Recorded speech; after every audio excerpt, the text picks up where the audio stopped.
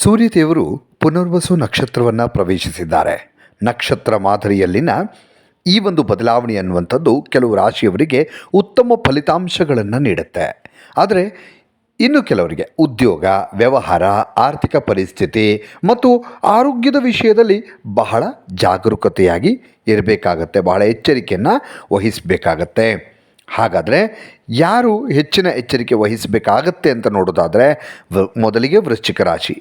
ನಕ್ಷತ್ರಗಳ ಈ ಸಂಚಾರದಿಂದಾಗಿ ವೃಶ್ಚಿಕ ರಾಶಿಯವರು ತಮ್ಮ ಕೆಲಸದ ಜೀವನದಲ್ಲಿ ಕೆಲವು ಒತ್ತಡಗಳನ್ನು ಎದುರಿಸುವ ಸಾಧ್ಯತೆ ಇದೆ. ನಿಮ್ಮ ಮೇಲಾಧಿಕಾರಿಗಳು ಕೆಲಸದಲ್ಲಿ ನಿಮ್ಮ ಕಾರ್ಯಕ್ಷಮತೆಯನ್ನು ಹೆಚ್ಚು ಸೂಕ್ಷ್ಮವಾಗಿ ಗಮನಿಸ್ತಾ ಇರ್ತಾರೆ.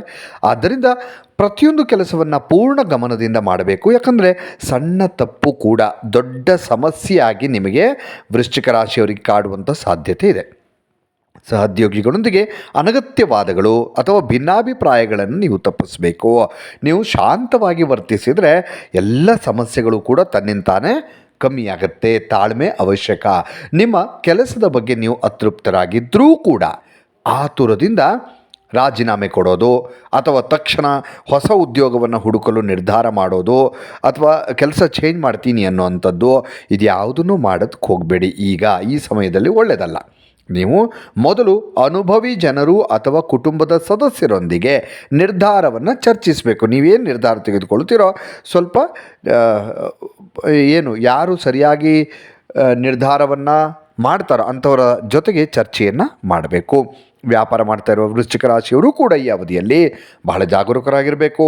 ಹೊಸ ಒಪ್ಪಂದಗಳು, ಹೂಡಿಕೆಗಳು ಅಥವಾ ಪಾಲುದಾರಿಕೆ ವ್ಯವಹಾರಗಳ ಅಂದರೆ ನೀವು ಪಾರ್ಟ್ನರ್ಶಿಪ್ಪಲ್ಲಿ ಏನಾದರೂ ವ್ಯವಹಾರಗಳನ್ನು ಮಾಡ್ತಾ ಇದ್ದರೆ ಇದಕ್ಕೆ ಸಂಬಂಧಪಟ್ಟಂಥ ದಾಖಲೆಗಳನ್ನು ಬಹಳ ಕೂಲಂಕುಷವಾಗಿ ಪರೀಕ್ಷೆ ಮಾಡಿ ನಂತರ ಸಹಿ ಮಾಡೋದು ಒಳ್ಳೆಯದು.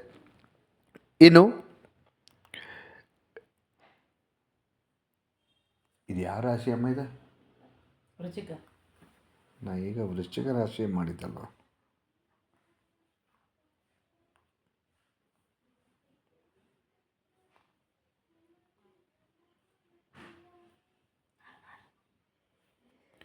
ಯಾವುದೇ ಹಣಕಾಸಿನ ವಹಿವಾಟುಗಳಿಗೆ ಲಿಖಿತ ಪುರಾವೆಗಳನ್ನು ಇಟ್ಕೋಬೇಕು. ತಪ್ಪು ತಿಳುವಳಿಕೆಗಳನ್ನು ತಪ್ಪಿಸೋದಕ್ಕೆ ನಿಮ್ಮ ಪಾರ್ಟ್ನರ್ ಜೊತೆಗೆ ಸ್ಪಷ್ಟ ಸಂವಹನ ಅಂದರೆ ಸ್ಪಷ್ಟವಾಗಿ ಮಾತುಕತೆಯನ್ನು ಮಾಡಿ ಕಾಪಾಡಿಕೊಳ್ಳೋದು ಬಹಳ ಒಳ್ಳೆಯದು.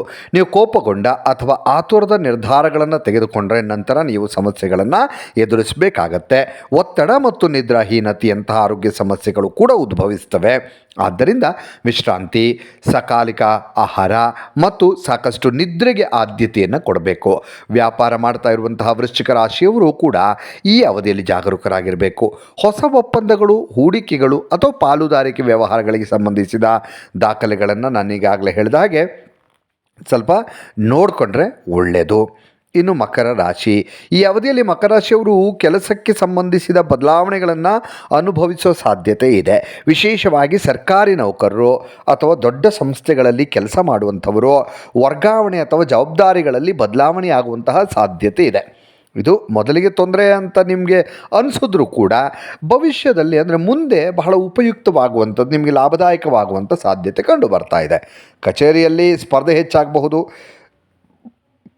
ಕೆಲವು ಸಹೋದ್ಯೋಗಿಗಳು ಅಥವಾ ಪ್ರತಿಸ್ಪರ್ಧಿಗಳು ಇಲ್ಲಿ ನಿಮಗೆ ಕೆಲಸದಲ್ಲಿ ದೋಷಗಳನ್ನು ಕಂಡುಹಿಡಿಯಲಿಕ್ಕೆ ಅಂದರೆ ನಿಮ್ಮ ತಪ್ಪನ್ನು ಎತ್ತಿ ಹಿಡಿಯುವಂಥ ಪ್ರಯತ್ನ ಮಾಡಬಹುದು. ಆದ್ದರಿಂದ ಪ್ರತಿಯೊಂದು ಕೆಲಸವನ್ನು ಬಹಳ ಎಚ್ಚರಿಕೆಯಿಂದ ಮಾಡಿ ನಿಯಮಗಳಿಗೆ ಅನುಸಾರವಾಗಿ ಪೂರ್ಣಗೊಳಿಸಬೇಕು. ಅಧಿಕಾರಿಗಳನ್ನು ಬಹಳ ಸೌಜನ್ಯದಿಂದ, ತಾಳ್ಮೆಯಿಂದ ನಡೆಸ್ಕೊಳ್ಳುವಂಥದ್ದು ಬಹಳ ಪ್ರಯೋಜನಕಾರಿಯಾಗಿರುತ್ತೆ.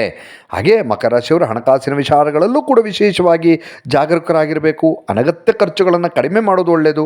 ದೊಡ್ಡ ಹೂಡಿಕೆ ಮಾಡೋದು, ಸಾಲ ಕೊಡುವಂಥದ್ದು ಅಥವಾ ತೆಗೆದುಕೊಳ್ಳುವಂಥ ಸಾಲ ತಗೊಳ್ಳುವಂಥದ್ದು ಇಂಥದ್ದೆಲ್ಲ ಮಾಡಿದ್ರೆ ಅಂದರೆ ನಿರ್ಧಾರಗಳನ್ನು ಸ್ವಲ್ಪ ಸಮಯದವರೆಗೆ ನೀವು ಮುಂದೂಡೋದು ಬಹಳ ಒಳ್ಳೆಯದು.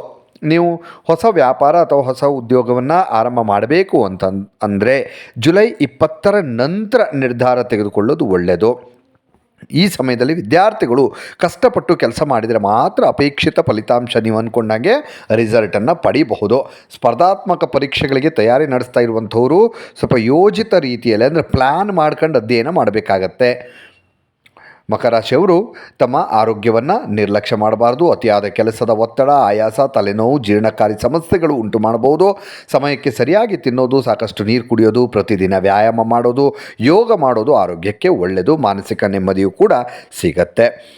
ಸೂರ್ಯನು ಪುನರ್ವಸು ನಕ್ಷತ್ರವನ್ನು ಪ್ರವೇಶಿಸಿರುವ ಈ ಸಮಯದಲ್ಲಿ ವೃಶ್ಚಿಕ ರಾಶಿ ಮತ್ತು ಮಕರ ರಾಶಿಯ ಜನರು ತಮ್ಮ ಉದ್ಯೋಗ, ವ್ಯವಹಾರ, ಆರ್ಥಿಕ ವ್ಯವಹಾರಗಳು ಮತ್ತು ಆರೋಗ್ಯದ ಬಗ್ಗೆ ಹೆಚ್ಚು ಜಾಗರೂಕರಾಗಿರಬೇಕು.